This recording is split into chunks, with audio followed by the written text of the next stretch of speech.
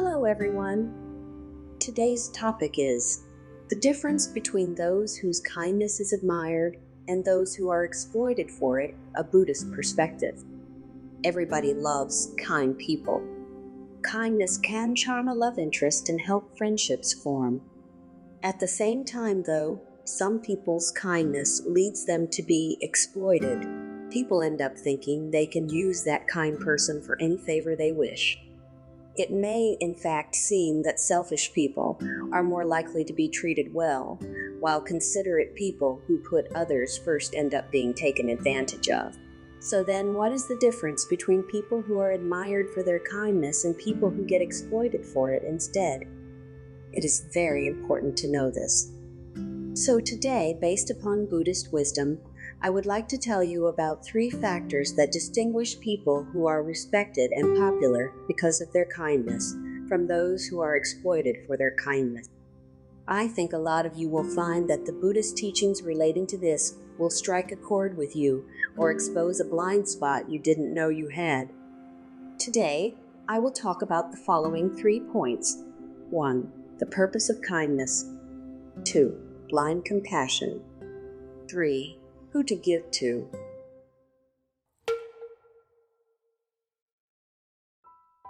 Doing acts of kindness for others is actually something that Buddhism encourages. Buddhism calls this giving and lists it amongst 6 good deeds. Showing others kindness is a root of good, and roots of good are very important in Buddhism. These are good deeds that bring good results, just as roots make a flower bloom.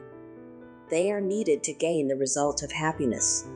Flowers, after all, can't bloom without roots, so Buddha taught that our good deeds are like roots. The very first of the good deeds he taught is giving or being kind to others. Do acts of kindness and people will admire you, which will bring you happiness, says Buddhism. Of course, it's not only Buddhism that encourages good deeds. Ordinary morals and ethics encourage them as a way to be happy as well. So why is it that some people instead end up being exploited because of their kindness? One of the reasons is the purpose of their kind deeds. If someone is only doing kind deeds because they don't want to be hated or abandoned by somebody, then that doesn't count as giving. These deeds are only done out of desire. Desire or attachment may lead us to be kind to someone just because we want to be loved by them and fear being abandoned by them. So that isn't an act of giving. Giving is something that is done out of compassion. Compassion means not wanting that person to suffer and wanting to make that person happy. If you do acts of kindness out of compassion, then it counts as giving.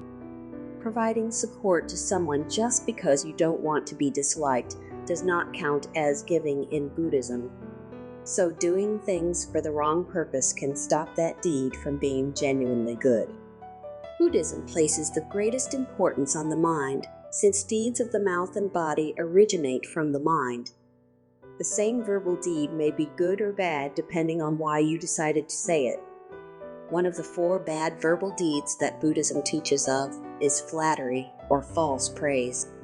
That's when you brazenly say flowery words of praise that you don't actually mean at all. But if, on the other hand, you look for others' good points and give praise for them, that is a good deed.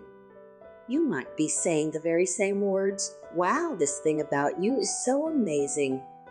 But whether it is a good deed or a bad deed depends on whether or not you mean what you are saying. So, Buddhism places great importance on the intention behind our deeds, and it teaches that the same act of kindness becomes totally different depending on our motivation, whether we said it to avoid being disliked or whether we said it out of a genuine wish to make the person happy. People whose kindness gets taken advantage of are unfortunately motivated by their own gain. At work, people may strive to keep their boss happy, wanting to succeed and be liked. This may lead them to assume their boss thinks they are important and then lord it over their subordinates.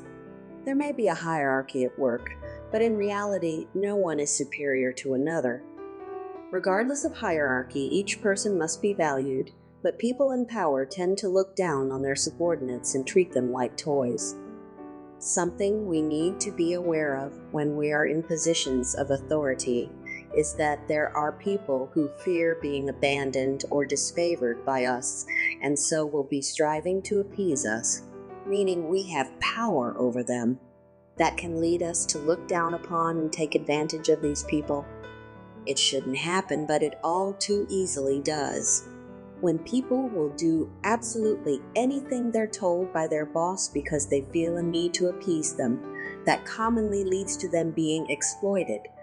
But when their acts of kindness are done out of compassion, wanting to relieve suffering and bring joy, then they will be genuinely admired for their actions. Depending on which of these two your actions are motivated by, you will either be admired or taken advantage of.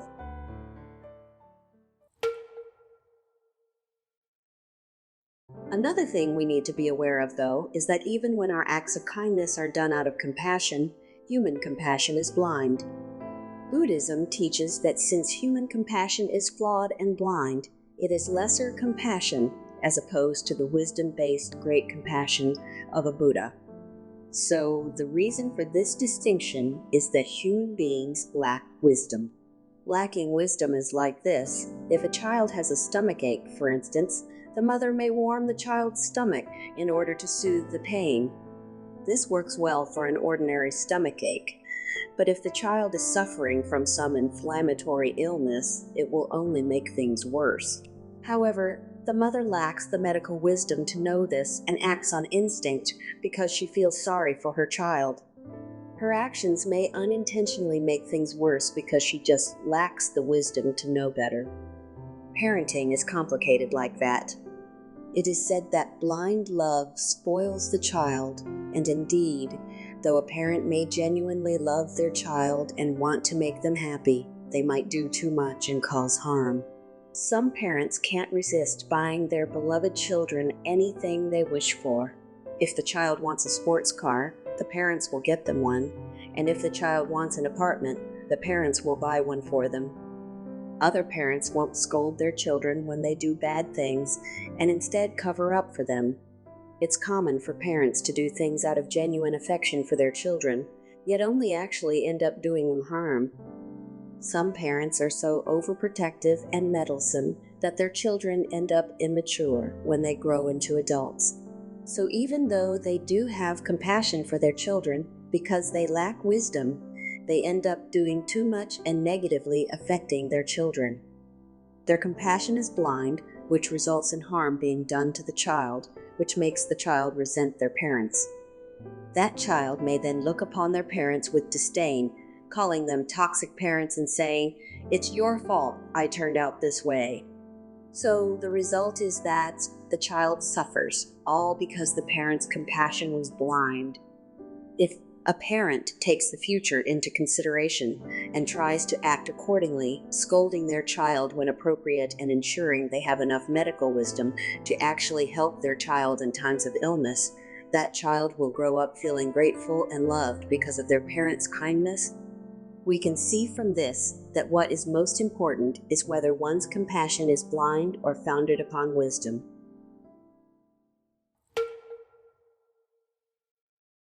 I'd imagine a fair few of you will have realized by now that doing acts of giving for others is actually not a simple thing.